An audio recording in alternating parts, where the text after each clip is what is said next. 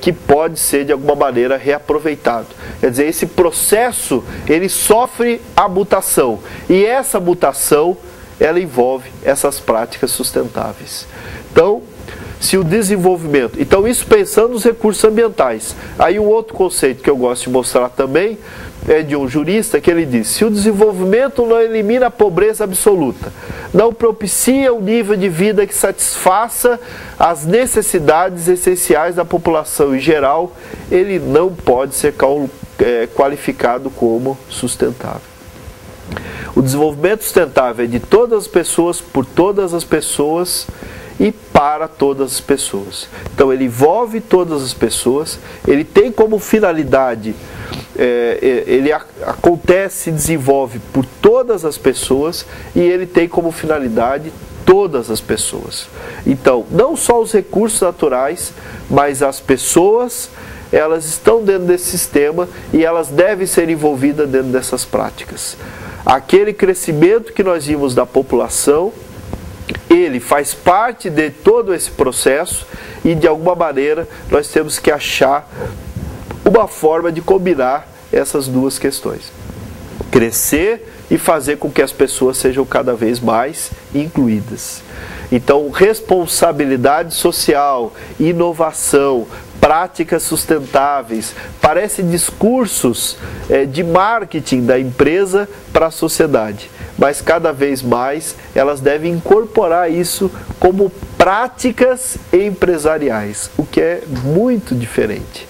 Agora, como a empresa faz isso, né? Esse é o diferencial, ela entender esse seu papel dentro desse processo. Não é a responsabilidade social pela responsabilidade social. Não é cuidar do meio ambiente por cuidar do meio ambiente. Mas é entender o papel que ela tem nesse meio, entender o papel que a comunidade tem para o seu negócio e buscar uma forma de inovar as suas práticas para incluir essas pessoas, para incluir uma prática mais sustentável desses recursos e ter um sistema que olhe além da sua empresa. Esse é o grande diferencial que nós tínhamos de um sistema capitalista até então.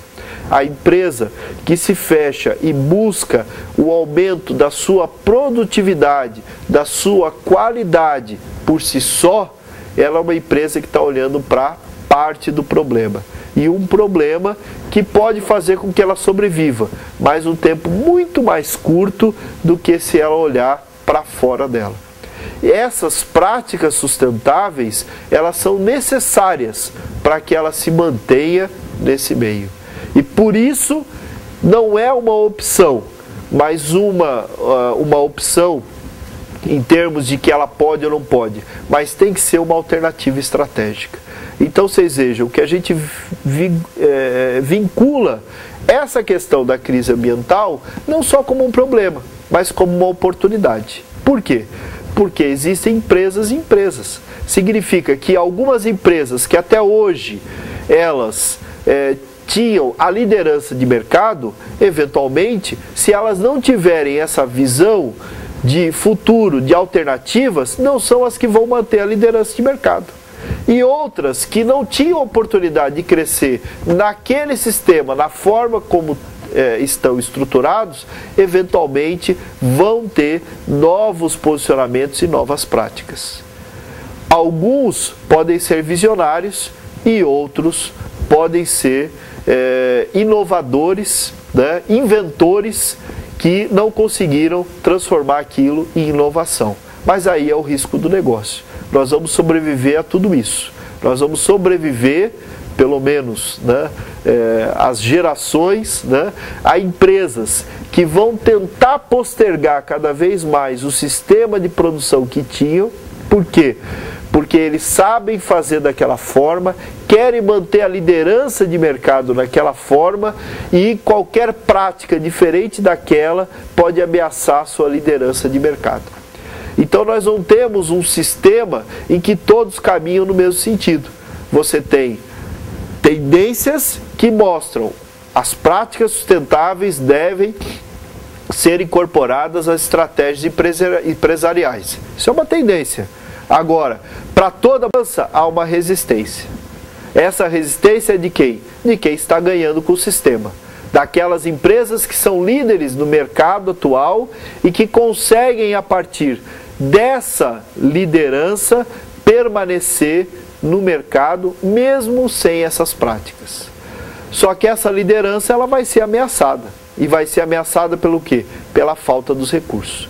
Então a empresa que começa a inovar e pensar nesse futuro, nessas práticas sustentáveis, ela está buscando um novo nicho de mercado, que pode questionar a todas essas práticas e essa liderança que existiu até então.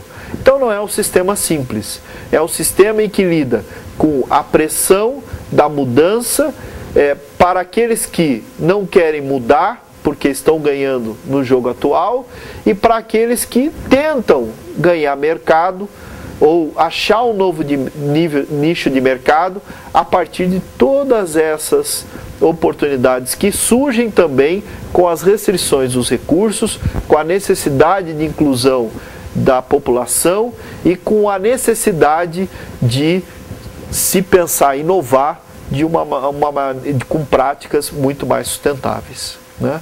Então é um sistema que não está em equilíbrio e não vai estar, né? Ele vai sempre ter essas divisões. Agora, qual o nosso papel como academia, como universidade? É tentar fazer com que essas práticas sustentáveis de mudança, elas sejam cada vez mais viabilizadas. É tentar ajudar para que algumas invenções possibilitem se transformar em inovações e que mudem esse ambiente. Para que a gente possa se preocupar efetivamente como universidade com a comunidade, com a sociedade, que é a que nós interagimos e vivenciamos em última instância, né? Quer dizer, nós somos parte dessa comunidade, né?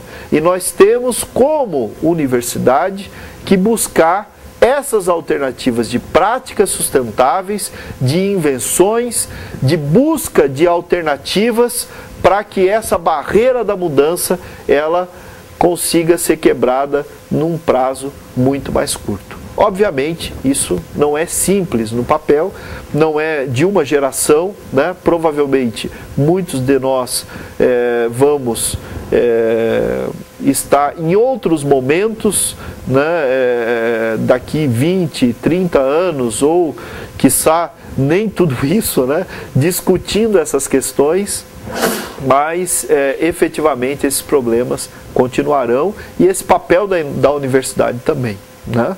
Então, essas mudanças, elas vão envolver todo esse processo e nós temos de alguma maneira que lidar com essas novas preocupações para inserir a inovação dentro dessa prática, né? Então, tem vários conceitos de desenvolvimento sustentável, né? Eu não vou me ater a todos os conceitos, até porque não é o propósito do fim, né? Mas principalmente no material de aula eu gosto sempre de deixar. Mas se vocês forem ver os diversos conceitos, eles tratam da questão da satisfação, da questão do tempo, né? A questão dos outros recursos que não só o econômico, né? O conceito genérico do relatório de Butler, a questão da interação entre o sistema, entender que somos parte de um processo, né? Parte de um meio. Então o desenvolvimento sustentável ele vem cunhando ao longo do tempo uma discussão que tenta aproximar, mostrar como fazemos parte de todo esse meio. E esse meio ele traz uma relação que nós temos que nos preocupar além do econômico, né? Um dos principais economistas, eu considero um dos melhores economistas brasileiros, que foi o Celso Furtado, ele diz em um dos seus livros, né, que a questão do desenvolvimento é multidisciplinar. Então, na própria economia, isso já era cunhado na década de 70, que o desenvolvimento ele tem que ser multidisciplinar, porque não é simplesmente das pessoas, do meio ambiente, enfim, da questão social. Não, ela é um conjunto de tudo isso. E esse é o nosso grande desafio. Por quê?